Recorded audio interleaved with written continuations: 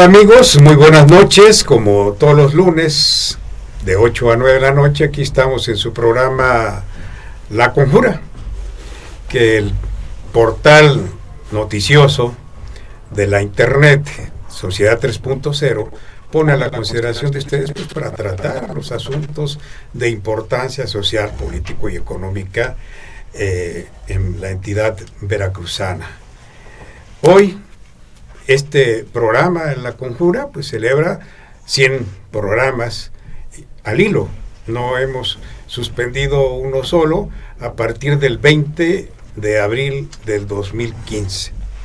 Junto con el doctor Carlos Luna Escudero y un servidor, pues nos aventuramos a hacer con mucha responsabilidad, por supuesto, y ustedes lo pueden constatar a través del decurso de todos los programas que hemos transmitido, que hemos intentado al menos tratar, abordar los asuntos que competen a la sociedad veracruzana y la ciudad mexicana en general, pues con mucha responsabilidad, con mucha seriedad, atendiendo, por supuesto, a datos duros, alejándonos lo más que ha sido posible del rumor, del chisme, de la intriga, porque eso no es lo nuestro, eso no va con la conjura, a pesar de todo lo que implica el concepto, el término de la conjura.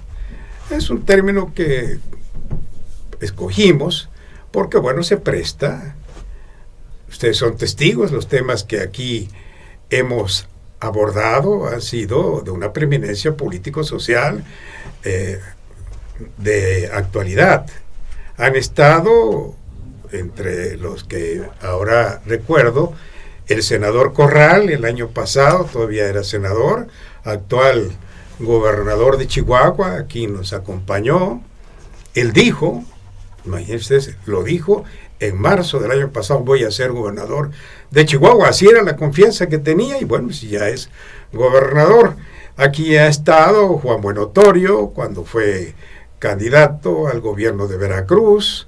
Nos han acompañado el senador Yunes Zorrilla, nos han acompañado el presidente del PAN, el presidente del PRD, nos han acompañado una serie de el actual director del Instituto de Pensiones, Hilario Barcelata, el economista, muy renombrado, Rafael Arias Hernández, muchísimos investigadores de la ciencia política han estado para acá, aquí, con ustedes, con nosotros, y hemos charlado con ellos. Y hoy, 100 programas. Y fíjense ustedes que coincide, hemos tenido la oportunidad, y el doctor Aluja, que nos acompaña, pues es un invitado de lujo, porque, bueno, pues 100 programas no se dicen pronto, 100 programas son algo cada semana, de tratar con ustedes en esta interlocución directa los asuntos que atañen a la sociedad veracruzana, y en este caso del hombre, porque vamos a tratar un tema que compete absolutamente a todos, a la humanidad en general, la ecología. El doctor Aluja pues es dueño de una currícula extraordinaria. No me quiero detener a leerlo porque nos va a llevar algún tiempo, porque créanme ustedes que es impresionante la currícula del doctor Aluja.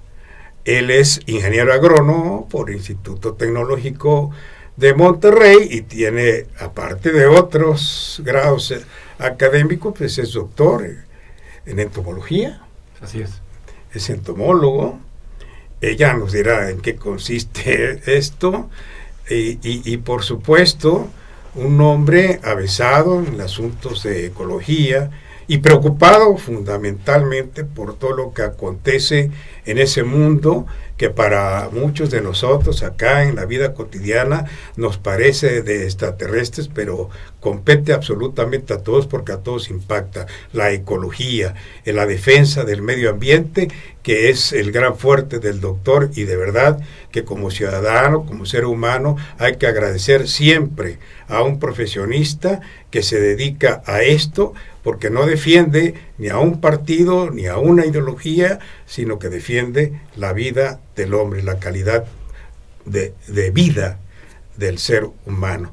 Doctor Aluja, nos da muchísimo gusto, es de verdad, es un honor, es un honor tenerlo por aquí porque presentimos y estamos seguros más bien que vamos a tener una buena charla con una gente que conoce profundamente el tema de la ecología. Le agradecemos de veras que nos acompañe en estos 100 programas que ahora coronamos con el número 100. El doctor Luna Escudero no puede estar aquí con nosotros, pero le expresa a través de mi conducto su agradecimiento y sus saludos más cumplidos, doctor. Pues muchísimas gracias por la honrosa invitación. Doblemente honrado por estar aquí en el programa número 100. Realmente siempre es un hito, ¿no? En una actividad como la que ustedes hacen, tan noble.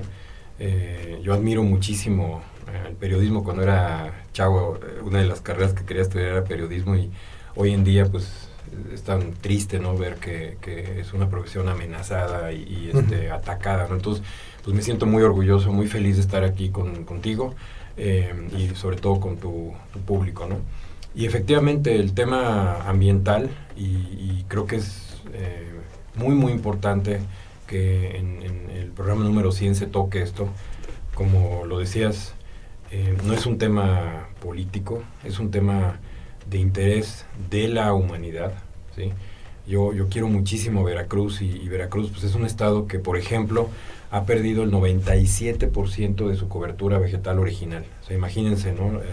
Quienes nos están escuchando, solamente queda alrededor del 3% de la vegetación nativa original en el estado de Veracruz. 3%. 3% de lo que era en su momento Veracruz. En todo el territorio. En todo el territorio. Es algo verdaderamente pues, muy duro de escuchar, sobre todo porque Veracruz tiene muchos niños y muchos jóvenes, y un poco la idea de estar aquí es también generarles un mensaje de esperanza, ¿no?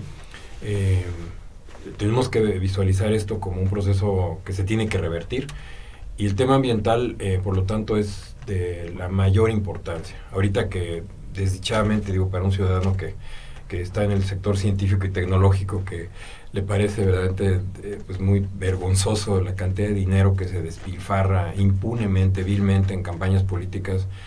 Yo creo que es una vergüenza del país que de esa manera se distribuyan los presupuestos, cuando se le acaba de recortar al Consejo Nacional de Ciencia y Tecnología el presupuesto, a los institutos de investigación sectorizados con el CONACYT. Nos hicieron un recorte el año pasado de alrededor de 20 y tantos por ciento, este año 23% adicional, es decir, 40% nos los quitan. En 2 años. Bueno, en menos de 2 años, porque el recorte vino al final del año pasado y empieza, ¿no? Y cuando uno ve por el otro lado que se despilfarra el dinero en este tipo de cosas, pues es muy grave. Y todo el tema de la ciencia y la tecnología vinculada al ambiente, pues es el futuro de este país, ¿sí? Nosotros, te comentaba hace rato, ¿no?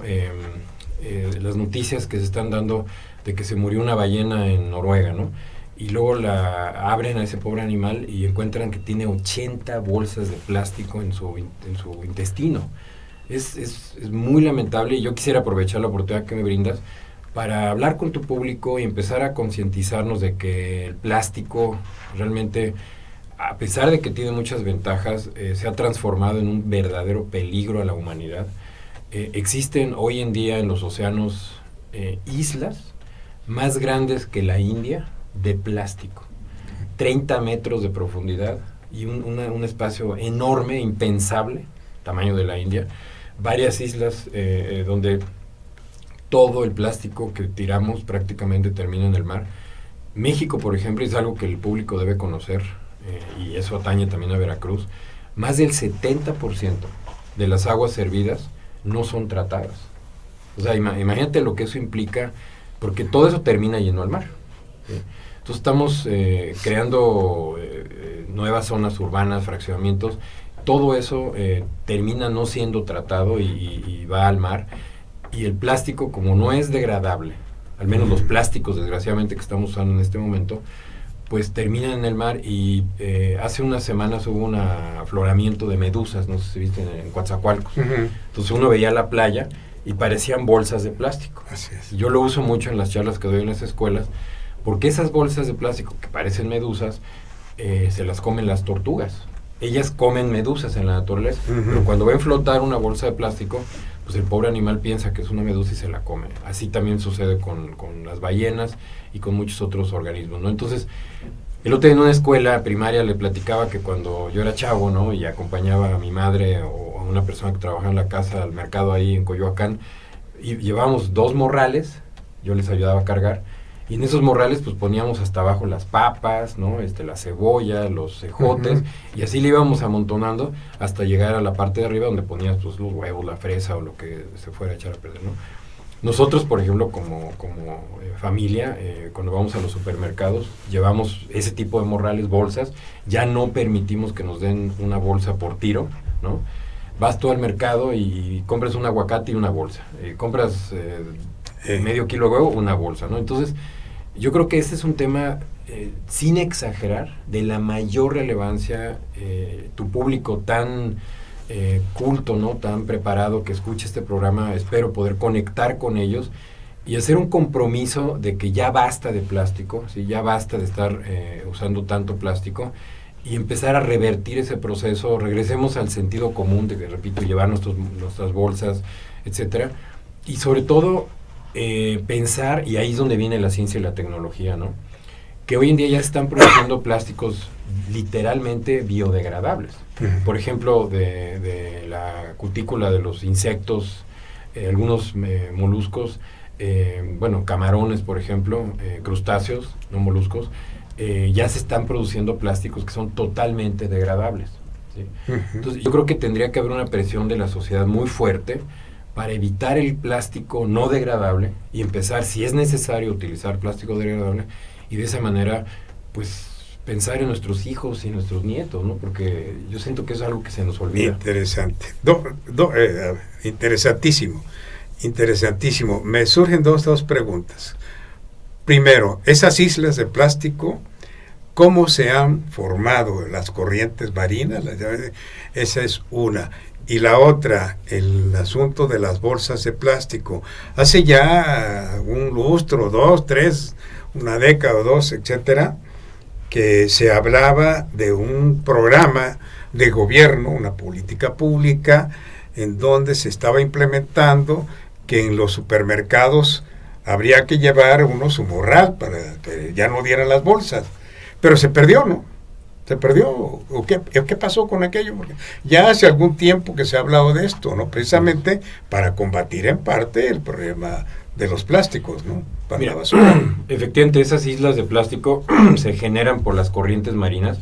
No sé si te recuerdas cuando hubo el tsunami ese famoso en Japón. A las pocas semanas apareció una pelota en las costas de Michoacán. Una pelota japonesa que... Entonces las corrientes marinas pues, son fuerzas vivas y a veces forman estas fuerzas... Y los climas, ¿no? Así es. Que generan una especie de vórtice donde se van acumulando estos plásticos, ¿no? Y de esa manera se forman esas gigantescas islas, ¿no? Al grado que es increíble cómo lo que está pasando. Ya empieza a haber empresas petroleras que están cosechando ese plástico para revertirlo otra vez a combustibles. Pero lo que pasa es que de aquí a que esa tecnología se implemente masivamente, pues eso va a tomar mucho tiempo.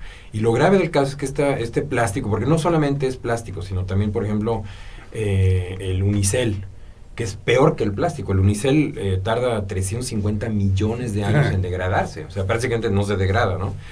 Todo eso se va generando pequeñas partículas que se empiezan a comer los peces, que no se mueren, pero luego nosotros nos los comemos, con un montón de sustancias cancerígenas adentro, ¿no? Entonces, ya los peces tampoco son tan sanos.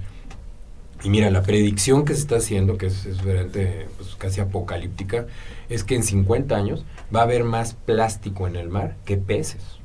O sea, imagínate lo que eso implica para las futuras generaciones, ¿no? Ahora, esto que tú me mencionas de la campaña, efectivamente, mira, lo lamentable, y por eso hablo tanto a los niños, ¿sí? A un adulto es prácticamente imposible modificarle su esquema mental, es casi perder el tiempo, ¿no? Por la flojera, o sea, el plástico desgraciadamente es tan cómodo, entre comillas, ¿sí? Que pues la gente no piensa dos veces, ¿no? O sea, uno va de compras y regresa, sin exagerar, con 20, 25 bolsas de diferentes tamaños a tu casa, todos los días. ¿Y qué hacemos con eso? La gente más o menos consciente recicla eso hasta que se pueda, pero la mayoría de la gente muy inconsciente todo lo tira, ¿sí? Y como no tenemos procesamientos adecuados para todos esos residuos, pues termina yéndose, volando en el aire, cayendo en un arroyo y se va al mar, ¿no? ¿Qué pasó con esas campañas? Yo creo que faltó hacerlas con los niños. Fíjate, yo tuve una experiencia maravillosa en la escuela donde estudian mis hijos. Un día llega mi hijo y me dice, papá, llevas 9 minutos bañándote. No sabes la vergüenza que yo sentí como padre de que mi hijo, siendo, fíjate, director del Instituto de Ecología, me recordara que estaba yo desperdiciando el agua.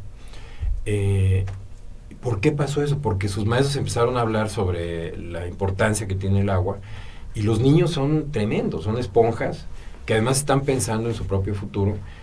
Y fue muy chistoso porque luego me enteré que a la escuela llegaron muy enojadas muchas madres, porque sus propios hijos y hijas iban a su casa y las regañaban, pero ahí no eran 9 minutos, era media hora de estar tirando el agua, ¿no? Entonces yo creo que esas campañas no deben ir dirigidas a los adultos. La SEP veracruzana, la SEP estatal, debería generar una campaña intensa de trabajo con los niños, porque ellos se van a volver los ejes del cambio. Ellos van a presionar a sus papás. Cada vez que el papá o la mamá llegue con una bolsa de plástico y el hijo le diga, mamá, por favor, estás comprometiendo mi futuro, empieza a haber un cambio, ¿no? Ahora, también tenemos que ser muy honestos. Y ellos pueden decir, estás comprometiendo mi futuro y el de mis hijos, ¿no? Claro. Sí. Es que eso es lo que impacta mucho. Claro. Cuando mi hijo me dijo eso, yo sentí una enorme vergüenza, porque tenía toda la razón. Yo estaba siendo totalmente incongruente. Y ahorita, mira, que tenemos estos problemas de cambio climático, ¿no? O sea, pues tenemos obviamente a esta persona pues, un poquito retrasada mental dirigiendo a Estados Unidos, ¿no? Que dice que no cree en el cambio climático, que no cree en el cambio global, que está revirtiendo muchos procesos a usar otra vez carbón, etcétera. Yo creo que como científico a uno lo ofende, ¿no? Que alguien tenga ese tipo de cinismo, ¿no?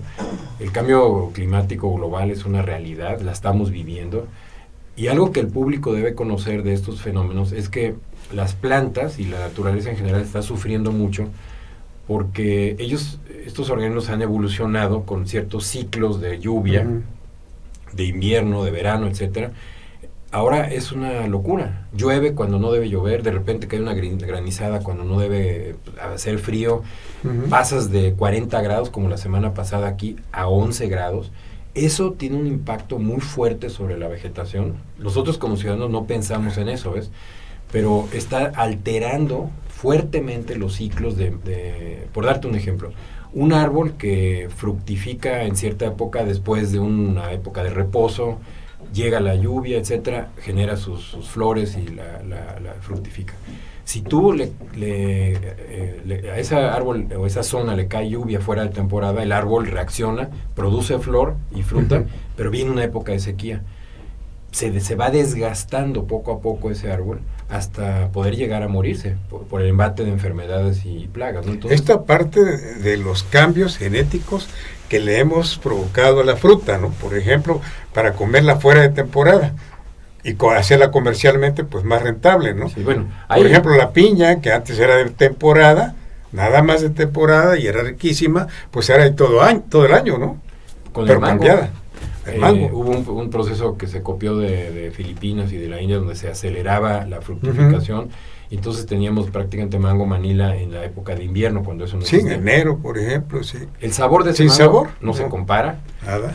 Y efectivamente, mira, son cambios que la sociedad no percibe, pero que yo te agradezco infinitamente que esté aquí.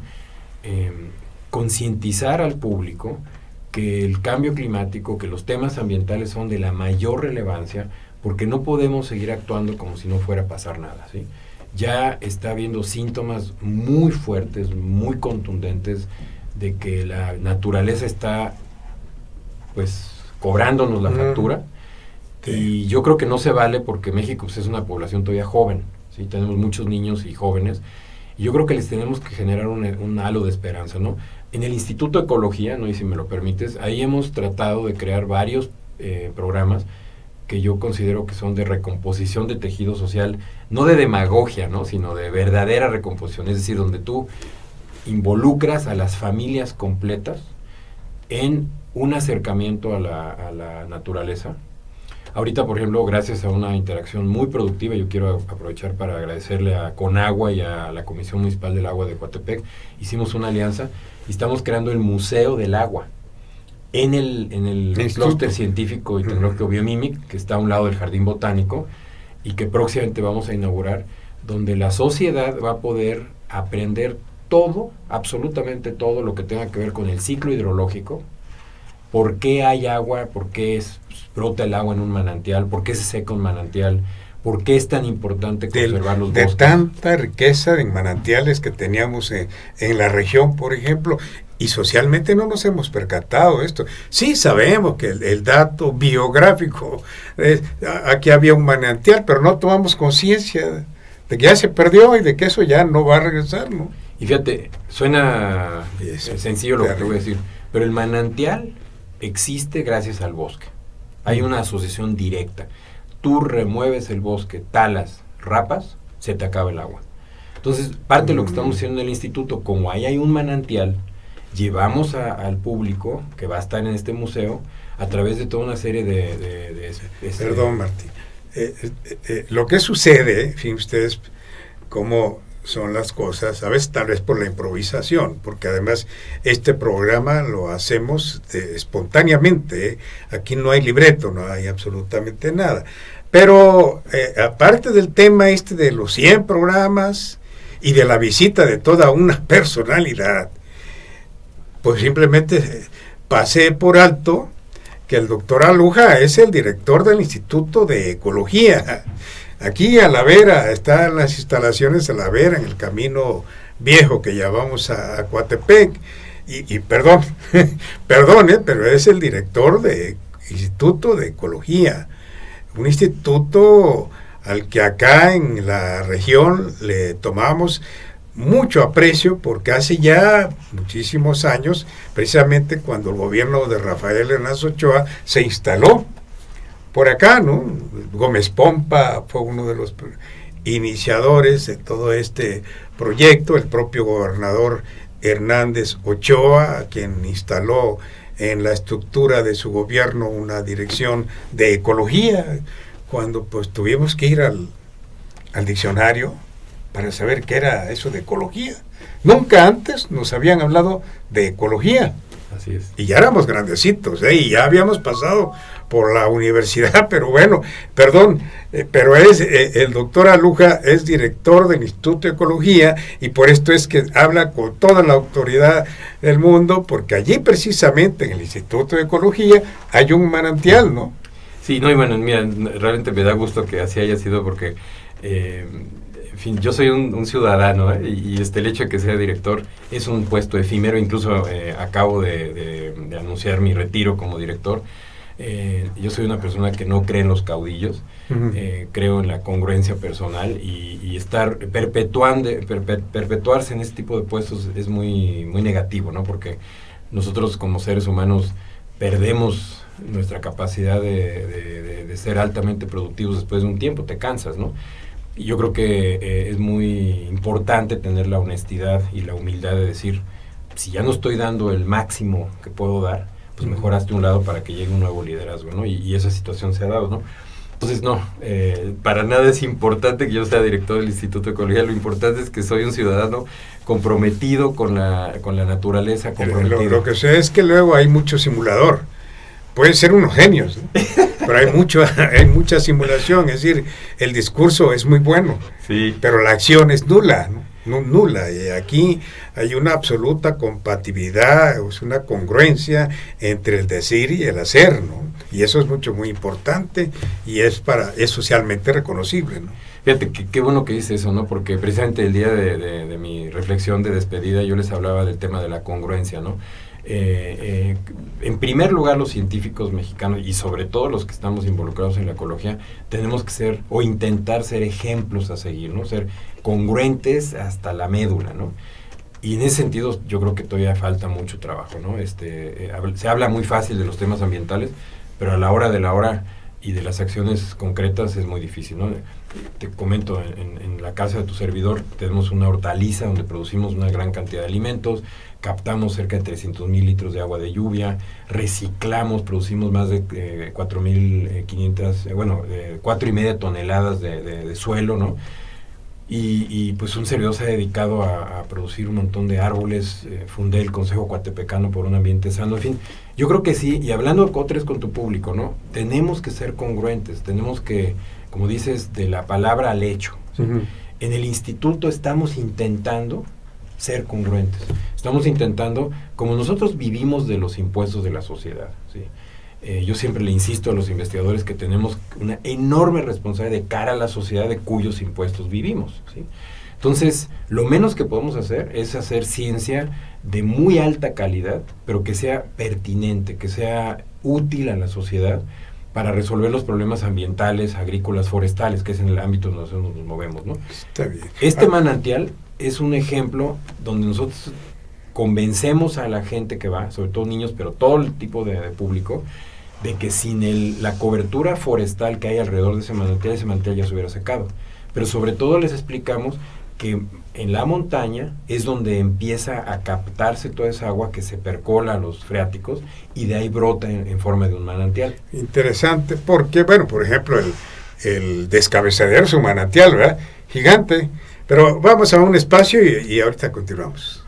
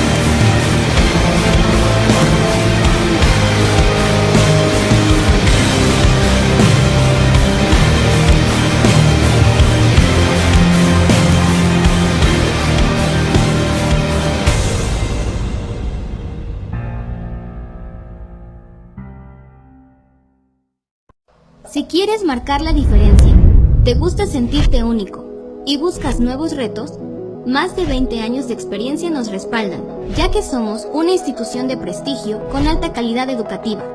Ofrecemos bachillerato, 14 licenciaturas, 18 especialidades, 5 maestrías y un doctorado. Un mundo de grandes posibilidades gracias a los mejores planes de estudios, costos accesibles, programa de becas, horarios en distintas modalidades y carreras de 3 años en promedio. Contamos con equipo e instalaciones que te permitirán innovar durante tu desarrollo académico, porque tu futuro es nuestro principal objetivo. Bienvenido al lugar donde vivirás esta experiencia. IBES.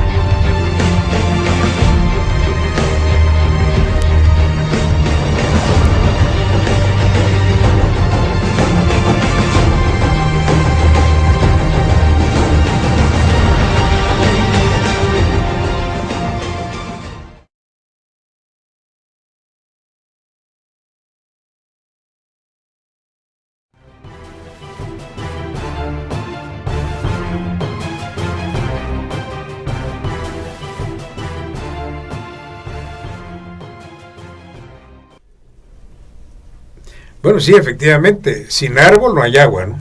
Sin árbol sí, no hay agua. No hay agua. No hay agua y yo creo que es importante que la sociedad haga esa asociación, porque entonces nos vamos a volver defensores del bosque, no porque se vea feo que lo hayan rapado, sino porque sin bosque no va a haber agua para nosotros, ¿no?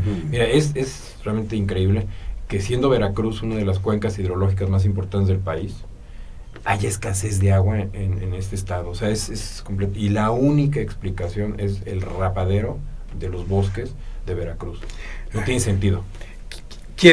Otra vez el agua. La semana pasada estuvo por aquí el licenciado Alejandro de la Madrid, el presidente de la Fundación Salvemos el Agua, y tratamos en mucho este asunto. Muy importante, ¿verdad? El paréntesis que hago, porque me viene a mente allá por 1977-78, era presidente de la República José López Portillo. Entonces comentó que le encomendó a su secretario de Agricultura y Ganadería y a otro de Desarrollo Urbano, que creo que era el arquitecto Vázquez, un estudio sobre el agua, la disponibilidad de agua para consumo humano en México. Y esto sí, ya yo me acuerdo que leí en el Excelsior, que en ese entonces era el periódico más leído de México, allá en página, así en la primera página, una tirita así, como resultado de ese estudio, ¿no? Disponibilidad del agua en la República Mexicana, se decía, en la parte del Golfo, sur de Tamaulipas, es decir, sur de Tamaulipas, la Huasteca, sur de Tamaulipas, norte de Veracruz, Tabasco, y parte de Campeche, Chiapas, por supuesto. De ahí en fuera, altísimo riesgo en San Luis Potosí, Aguascalientes, Guanajuato, todo esto llamado con el tiempo a convertirse en zonas inhabitadas porque no habrá agua. Eso, y curiosamente nunca se supo de ese estudio, de las conclusiones. Es terrible esa perspectiva, ¿no? Pues mira, tan grave que digo, el mundo está al revés, tú lo sabes, el ser humano no se caracteriza por tener una lógica, ¿no? La zona de mayor desarrollo del país presenta el Bajío. Están bombeando lo que se conoce como aguas geológicas. Son aguas muy antiguas, de millones de años, y todas esas aguas geológicas tienen metales pesados, no por industria, sino porque se va acumulando de manera natural esa cantidad de metales pesados, ¿no? Y esa es la zona donde el país está invirtiendo más en desarrollo. Sí, el desarrollo industrial ahí es fuerte. Mira, y es gravísimo porque, y esas cosas no se dicen, ¿no? Pero, por ejemplo, empieza a haber crisis ya muy graves de riñón en esas poblaciones porque están teniendo tanto contacto con metales pesados. Bueno, tú sabes que en San Luis la gente pobre pues tiene un problema muy severo por el contenido de ciertos minerales en el agua y se les manchan los dientes, empiezan a tener problemas también de riñón. El costo a la sociedad de ese tipo de actitudes pues, es tremendo, ¿no? Pero, bueno, y aunado a eso, empezamos a tener sequías en las cuencas hidrológicas históricas más importantes, ¿no? Entonces, eso otra vez un llamado a la sociedad, a la cordura. Yo creo que en eso deberíamos empezar a dedicar nuestro tiempo, invertir nuestra energía, nuestra creatividad, a reconstruir nuestro entorno, a reconstruir el equilibrio ecológico, porque de otra manera estamos sentenciándonos a una vida muy corta en este planeta, y no es exageración, ¿sí? O sea, realmente lo que yo estoy diciendo se dice con toda propiedad, sin exagerar. Es importante que nuestro público empiece a reflexionar, y ahorita estamos en un periodo vacacional, que empecemos a reflexionar al interior de nuestras familias el tema de congruencia, ¿no? El tema de que tenemos que modificar nuestro esquema de vida. Yo he insistido mucho que los municipios deben obligar a todo constructor a que las obras tengan aljibes de agua de lluvia para captar agua de lluvia. Así se hacían las casas de antes, donde sí permeaba el sentido común. Yo no entiendo por qué no lo han querido hacer. Los fraccionadores protestan cuando se les impone ese tipo de medidas, pero en el fondo es un acto de responsabilidad social. Cierto. Si tú tienes un negocio como ese, deberías ser conscientes socialmente y tratar el tema del agua, ¿no? Pero miren, en el instituto no solamente se tratan los temas de agua y de conservación de bosques. Tenemos un programa de fomento a la carrera científica entre niños y jóvenes que precisamente también tiene la intención de recomponer un poco el tejido social. Y otra cosa, de soñar. México ha perdido la capacidad de soñar. Nos hemos enfrascado en esta dinámica de violencia terrible, ¿no? De negativismo, ¿no? Otra vez de una degradación de valores tan grande, ¿no? Los políticos, los partidos políticos, la corrupción, digo, hoy pescaron a este señor gobernador de Tamaulipas. Qué vergüenza, ¿no? Estaba ahí escondido en Italia, ¿no? ¿Qué es el mensaje que quiero mandar? Que tenemos que empezar a pensar seriamente en que este es un paquete integral, ¿sí? El respeto a la naturaleza, el acercamiento a la naturaleza tiene mucho que ver con nuestros valores, ¿sí? Tiene mucho que ver con el respeto al prójimo, la, ¿no?, cultura de la población también, ¿no? Así es. Entonces, yo creo que y este programa, y me da de veras mucha emoción estar contigo, puede empezar a generar este tipo de conciencia. Mira, puede haber muchas políticas públicas, puede haber reglas, reglamentos, pero si la sociedad no los adopta como propios, te podrán decir misa y no vas a hacer caso.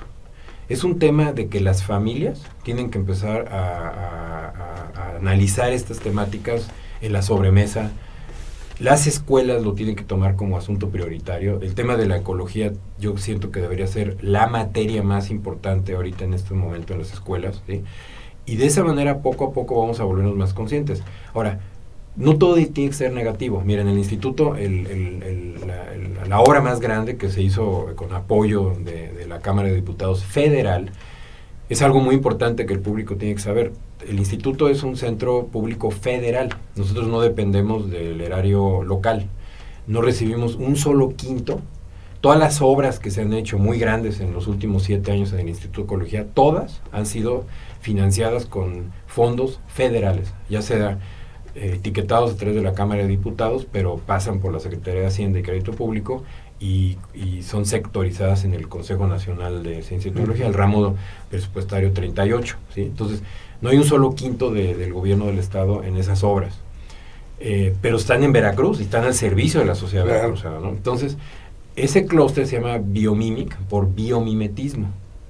Hablando del agua, en el desierto de Kalahari, que es uno de los desiertos más secos del mundo, se encontró que un escarabajo tiene una superficie... ¿Dónde está el desierto de Kalahari? Allá en el continente africano. ¿Sí? Tiene una superficie muy rugosa en su espalda, que el escarabajo se para de patitas y recoge partículas diminutas de agua que están suspendidas en el aire, y las va absorbiendo y luego se las toma. Bueno, copiando ese mecanismo, se han hecho redes que capturan agua atmosférica. ¿Sí? Incluso una de las carreras del futuro es ingeniero de aguas atmosféricas, porque el agua de alguna manera está en el ambiente, pero como hemos perdido los bosques, pues entonces se va evaporando, ¿no? Entonces, a través del biomimetismo, que es un mecanismo donde tú te inspiras en la naturaleza para generar soluciones a los problemas de la humanidad. Te puedo dar muchos ejemplos. ¿Ingeniería qué? Esa nueva... De agua atmosférica. De aguas atmosféricas. Que fíjate que es otra cosa que yo he insistido mucho, que hoy en día tendríamos que estar generando las carreras de futuro, ¿sí? Las carreras, digo, el contador siempre va a ser importante, pero en 20 años hay otras carreras que son relevantísimas que tenemos que empezar a generar, ¿no? Bueno, entonces, los pegamentos que se usan hoy en día para curar huesos fracturados provienen de gusanos, que ellos usan pegamentos muy poderosos y que se han copiado, ¿no? El velcro, por ejemplo, que se usa en todos los zapatos, en la ropa, etcétera, es producto de copiarle al cardo. Pero es químico ya, ¿no? No, el velcro, bueno, sí es obviamente sintético, no lo hacen con productos sintéticos. Sí. Pero la estructura del velcro es la semilla del cardo, copiada nada más. Entonces, este clúster Biomimic es una apuesta muy atrevida de cara a futuro, donde nosotros hemos contratado jóvenes con un esquema totalmente diferente. Para empezar, se rompe el culto al ego, ¿sí? algo de lo que yo me siento muy feliz de toda mi gestión como director, en 7 años, no despaché una sola vez en la oficina del señor director, ¿no? Yo decía, no manches, ¿no? O sea, como que el señor director, o sea, las antesalas y estar esperando, si no, nada de eso, ¿no? Yo rompí radicalmente con eso y atendía invariablemente cuando alguien me buscaba, lo iba a visitar a su oficina, a su cubículo, a su laboratorio. Teníamos muchas salas de juntas donde se llevaban a cabo estas reuniones, pero sí traté de romper radicalmente con este culto al ego y a la figura, ¿no? Entonces, ahí en el instituto, estos chavos que se contrataron para el clúster, el 70% de su tiempo, por contrato, lo deben dedicar a resolver grandes problemas del país. Si te das cuenta, es un giro tremendo de cómo se visualiza el investigador, ¿ves? Ya dejamos de ser estos nerds medio loquitos que nos metemos a una torre de marfil ahí y nos escondemos en un laboratorio, ¿no? Hoy en día el investigador, sobre todo el que vive del erario público, se va a transformar en un agente del cambio. De campo. Porque va a generar las soluciones a los problemas. Nosotros, obviamente, en los ámbitos, como te decía, ambiental, agrícola y forestal, pero en cada uno de los centros del CONACYT se generan soluciones tecnológicas, se generan soluciones para, por ejemplo, artes de pesca nuevas, etcétera, ¿no? Entonces, la ciencia y la tecnología verdaderamente se van a transformar en los motores del cambio del país. Por eso es tan oprobioso que se esté destinando el dinero en campañas y tan grave que se haya recortado el presupuesto del CONACYT. Es como suicidarnos, ¿no? 23% este año. Este año. ¿Y el año pasado cuánto fue el recorte? Más o menos por el mismo orden. Igual. A finales de año, ¿no? Mira, se habla de que se están robando 3,000 millones de pesos al mes en gasolina. O sea, si con 3 meses de gasolina robada se lo inyectaran al CONACYT, estás hablando que el CONACYT podría llegar a 50,000 millones de presupuesto. Con eso transformamos al país. Y no estoy hablando de demagogia, yo soy una persona de veras que odia la demagogia. El país podría cambiar en 15 años si nosotros le invirtiéramos lo suficiente al sector científico y tecnológico, sin problema. Si le inyectamos recursos a los niños y a los jóvenes y los empezamos a educar de una manera diferente, con esta visión de respeto al entorno, el país cambia, ¿sí? Entonces estaríamos, porque mira, una de las grandes ventajas de la inversión en ciencia y tecnología con este nuevo modelo de ver las cosas, ya no el modelo tradicional donde todo viene de papá gobierno y todo el mundo depende, y si no te da el gobierno dinero, pues no puedes hacer nada, ¿no? Hoy en día tú, a través de la ciencia y la tecnología, puedes generar empresas de base tecnológica que generan empleos, ¿sí? Te voy a dar un caso. Vino con nosotros un empresario de las orquídeas del estado de Morelos, que por la devaluación ya le estaba costando mucho trabajo pagar las importaciones de plántulas de Holanda, porque gran parte de las orquídeas comerciales se producen en Holanda, ¿sí? Bueno, nosotros a través del clúster tenemos un modelo donde se hace ciencia de frontera, toda la ciencia fundamental, y después lo escalamos en plantas piloto para acercárselos al sector productivo. Tenemos una planta piloto de cultivo de tejidos donde le vamos a producir a esta persona las plantas que antes importaba en Holanda. Pero lo bonito del caso es que ellos van a generar una empresa ampliada con jóvenes que van a estar generando a su vez empleos. Entonces, la ciencia y la tecnología hay que verla como una enorme generadora de empleos, pero le tienes que inyectar de entrada el dinero semilla para poder potenciar la investigación. Claro. Ve a Corea. Sí, claro. Ve a Corea. Corea es una potencia mundial que hace 40 años estaba peor que México.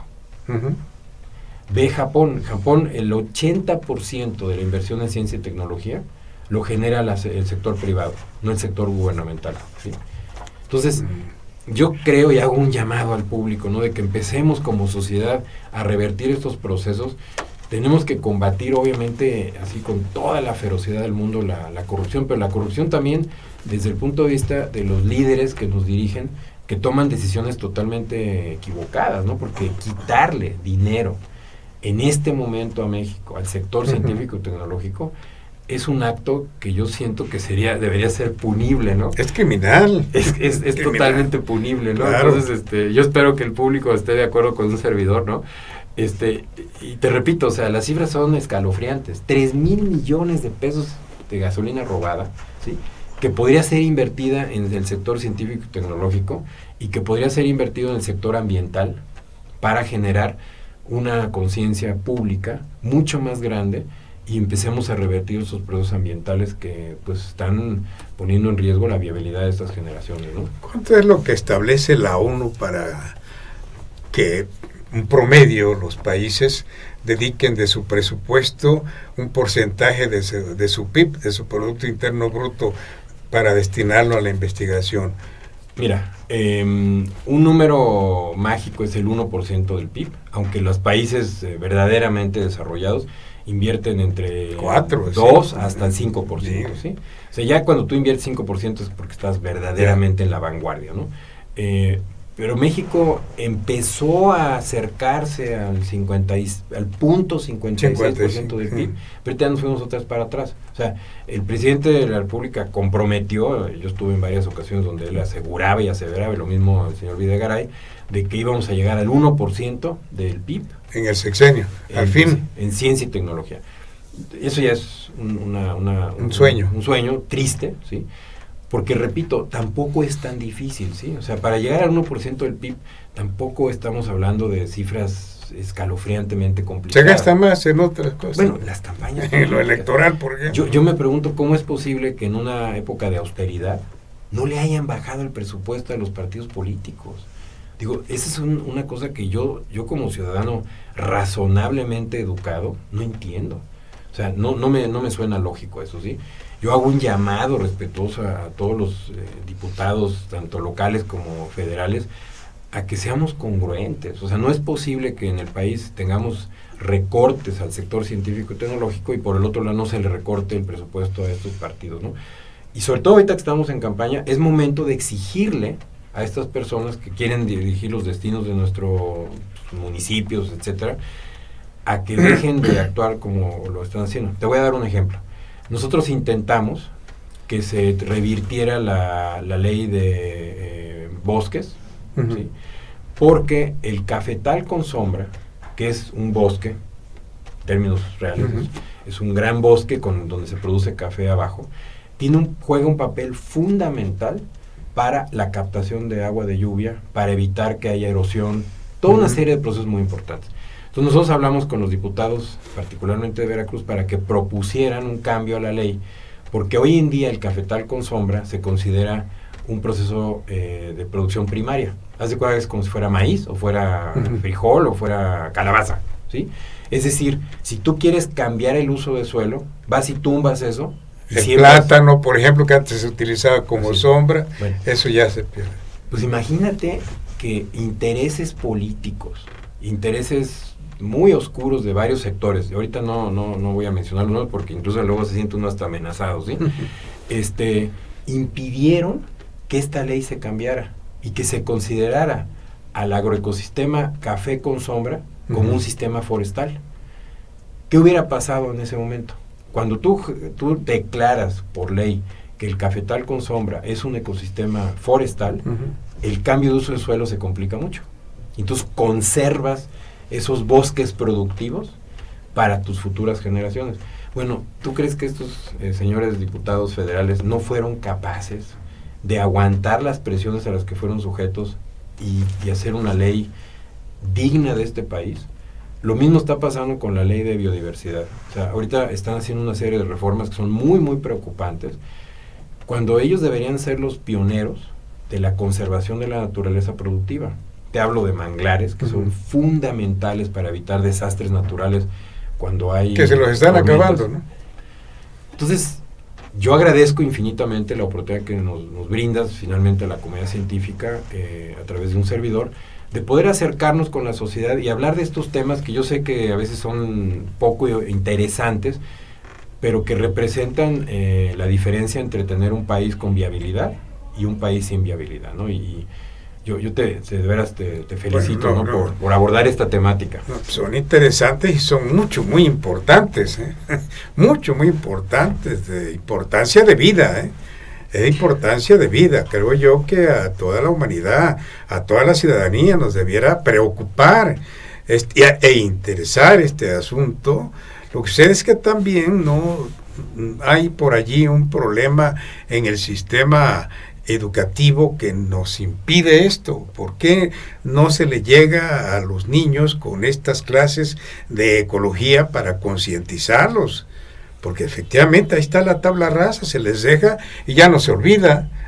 El amar a un árbol, el proteger un árbol, el proteger a la vegetación, pues algo que debiera ser consustancial al ser humano. Pero un momento, continuamos.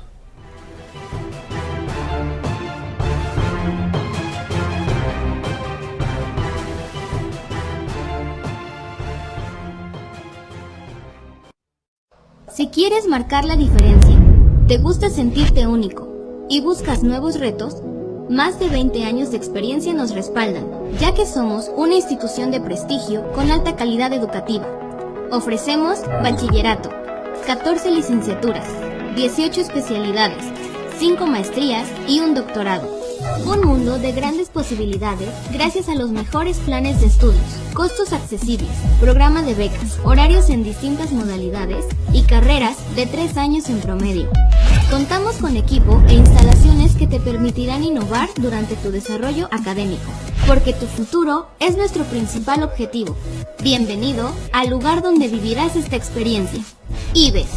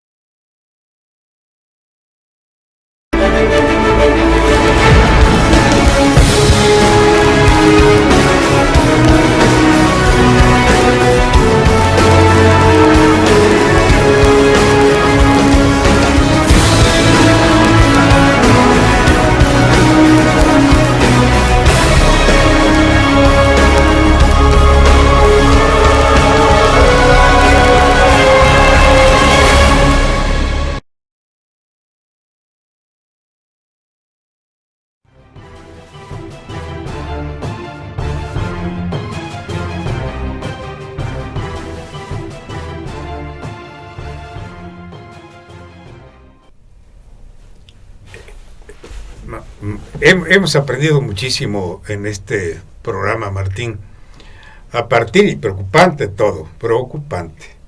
Primero, eso de que los peces se comen las bolitas de plástico, de unicel y todo esto, y obviamente pues en la cadena alimenticia allí nos encontramos nosotros y es lo que comemos, y entonces es la misma metamorfosis, porque además el hombre va cambiando, ¿no? Somos un ser que se va cambiando nuestra estructura física, orgánica, todo esto tendremos que adaptarnos. ¿Hasta cuándo o hasta cuánto pudiéramos aguantar?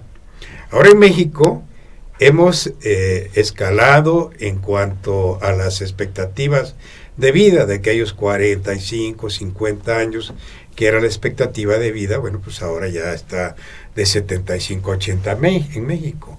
Pero con este tipo de fenómenos, mucho me temo que los vamos a ir reduciendo ante tantísimas enfermedades nuevas que van a ir surgiendo a partir de lo que tomamos a través del agua y de lo que comemos a través de pues alimentos que ya vienen contaminados, precisamente porque no hemos tenido el cuidado que ahora nos está relatando Martín Aluja con mucho detenimiento y mucho detalle y mucho conocimiento, por supuesto, qué es lo que sucede, qué es lo que está pasando necesitamos hacer conciencia de todo esto, ¿no? Agradecemos de veras, Martín, y ojalá no sea la última ocasión en que estemos aquí en el programa de La Conjura. De veras, este es un espacio abierto, porque este es un tema, es de suma importancia para el hombre, ¿no? Bueno, mira, yo feliz de la vida, estoy a tus órdenes las veces que sea necesario, porque es un tema realmente de la mayor relevancia, como decía. Invitar a tu público, ahorita que estamos en época de vacaciones, a que visiten el santuario del Bosque de Niebla, que está a un lado del Jardín Botánico Francisco Javier Clavijero. Es un espacio de 30 hectáreas, maravilloso, con muchísima vegetación. Hay senderos interpretativos. El propio Jardín Botánico es un lugar maravilloso. Este manantial al que estaba haciendo referencia al principio, repito, el Instituto de Ecología vive de los impuestos de la sociedad, y nosotros estamos muy interesados que la sociedad sienta que nosotros estamos siendo útiles a la sociedad, que estos impuestos que ellos pagan y que nosotros estamos administrando de la manera más honorable posible. Créeme que ahí en el instituto hay cero corrupción, yo he sido el enemigo número 1 de eso, y que la sociedad se acerque al instituto. Si no pueden en esta Semana Santa, pues que regresen después, que hagan visitas, porque poco a poco se van a ir empapando a través de todos los programas que tenemos, de lo valioso que es la conservación de la naturaleza, lo importante que es la conservación de la naturaleza, y sobre todo que vean que el conservar la naturaleza va a generar muchos empleos en el futuro, ¿sí? ¿Cuántas empresas, por ejemplo, no hay en México que viven del agua?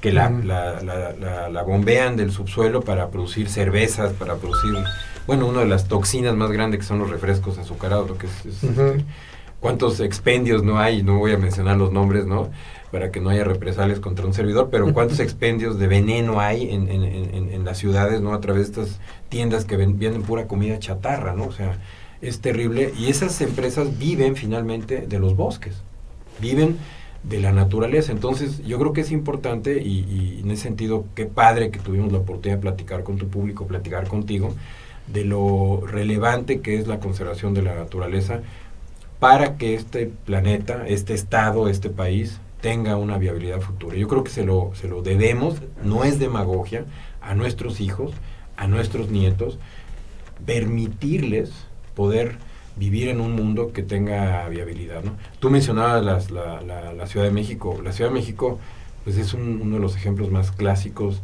de el descaro de los desarrolladores y de los intereses creados. No se sigue construyendo en barrancas, que son las pocas zonas donde se recargan los mantos freáticos. Se está quemando ahorita el Ajusco, que es una zona volcánica muy, muy importante para recarga de mantos freáticos, pero seguimos actuando como si no fuera a pasar nada, ¿no?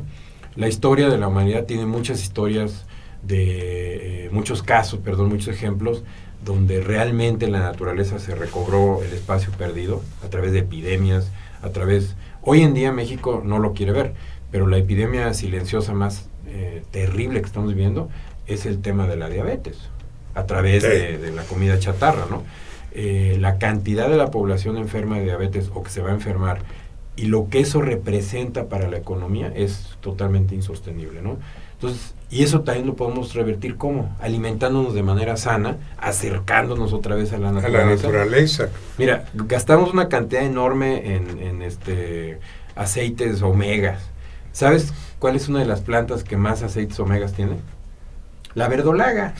Y la verdolaga crece de manera natural en cualquier espacio que le das chance, sí, ¿no? Silvestre. Sí. Entonces, yo siempre le digo a la gente, no te gastes tanta dinero en tantas píldoras, simplemente acércate, ¿no?, a la naturaleza. Sí. Recuperemos los huertos familiares en las escuelas, en las casas, generemos esquemas de desarrollo urbano inteligente a través de ordenamiento ecológico territorial que se respete, ¿no? Porque es algo que es muy importante. El Instituto de Ecología está generando el ordenamiento ecológico territorial de 11 municipios, incluyendo la ciudad capital. Yo espero que eso sea un proceso que se ciudadanice para que la propia sociedad entienda cuáles son las áreas críticas, por ejemplo, recarga de mantos freáticos, áreas críticas, esta reserva archipiélago que ha promovido el director fundador del instituto, ¿no?, que le daría viabilidad a aves y a mamíferos para poder subsistir en una zona urbana. No todo es negativo, mira, los científicos, afortunadamente, nuestro papel es generar soluciones, ¿sí? darle a la sociedad ideas para que podamos revertir estas cosas. ¿Qué es lo que hace falta? Valores y valores, o sea, que haya convicción de que si hay un ordenamiento ecológico territorial hecho científicamente, bien hecho, se respete, o sea, que no los intereses creados inmediatamente se vayan encima de ese tipo de cosas. Tú hablabas hace rato de uno de los que fueron libramientos de Jalapa, ¿no? Los libramientos en el esquema tradicional siempre se han generado como esquemas corruptos para los intereses creados en su momento, ¿no? Que se reparten los terrenos con alta plusvalía, etcétera.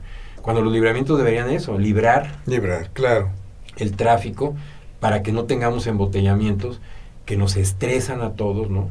Que no son de ninguna manera viables. Como baja mucho la calidad de vida, ¿no? Todo. Esas cosas, junto con la naturaleza, yo creo que serían claves. Mira, en el santuario, que estoy invitando a tu público a ir, la gente se relaja muchísimo. Estar 1 hora debajo del bosque te relaja, te hace sentirte positivo. Yo invito a la sociedad a visitar al instituto. Agradezco muchísimo la maravillosa oportunidad de estar platicando contigo. Es un gran honor estar aquí en el programa 100.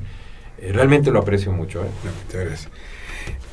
¿De cuánto es el presupuesto del instituto? Mira, el presupuesto fiscal anda alrededor de 350 millones de pesos al año. 300. Perdón. Da coraje, simple y sencillamente. Se acaba de publicar que el proceso electoral actual para elegir 3 gobernadores y 212 ayuntamientos en el estado de Veracruz, Nayarit, Coahuila, Estado de México y los municipios veracruzanos, tiene un presupuesto de 4,028 millones de pesos. Qué descaro. Es increíble. Esto ya de por sí agrede a la conciencia humana, pero fíjense ustedes, otra noticia, que hoy se publica precisamente, 3 organizaciones políticas de Veracruz le han solicitado al OPLE su incorporación para convertirse en partidos políticos. Por favor, hombre. Claro, entendemos que esta gente pues está siguiendo la consigna del Tlacuache Garizurrieta, aquel tuspeño que decía que vivir fuera del presupuesto es vivir en el error. Pero es que mejor se pongan a trabajar y ya dejen por favor el presupuesto por la paz. El presupuesto debiera ser destinado para cosas útiles. No quiero decir que los partidos políticos no sean útiles. Tienen su razón de ser, tienen su razón de existir. Esta es cuestión de un sistema político basado en la democracia, y una democracia sin partidos políticos, pues ya no es democracia, ¿no? Pero es cuestión de templanza social, de templanza política. ¿Cómo es posible que un pueblo que vive en su mayoría en extrema pobreza, como es la población veracruzana, todavía tenga que soportar 3 partidos más? Pues esto ya no, cuando estamos viendo el abandono en que tenemos a la ecología, la preocupación de científicos, de gente que sabe de esto, por hacer que la sociedad se concientice acerca de un problema que nos involucra absolutamente a todos, a todos. Martín, de verdad es para nosotros aquí en La Conjura un extraordinario honor, como se le hemos hecho del conocimiento a quienes aquí nos han acompañado, toda gente de mucho respeto, porque no invitamos a cualquiera tampoco invitamos a cualquiera, pero bueno, acá en el programa 100, por lo pronto, pues ya nos hiciste el día del programa 100. Muchas gracias. El tema da para muchísimo más, de verdad, y la importancia que tiene un instituto de ecología, vale la pena volver a tratarlo en otro espacio. Encantado. ¿Sí? Encantado. Pues muchas gracias, Martín, muchas gracias, muy amable. Y nosotros por aquí nos encontraremos de 8 a 9 el próximo lunes. Por aquí nos encontraremos.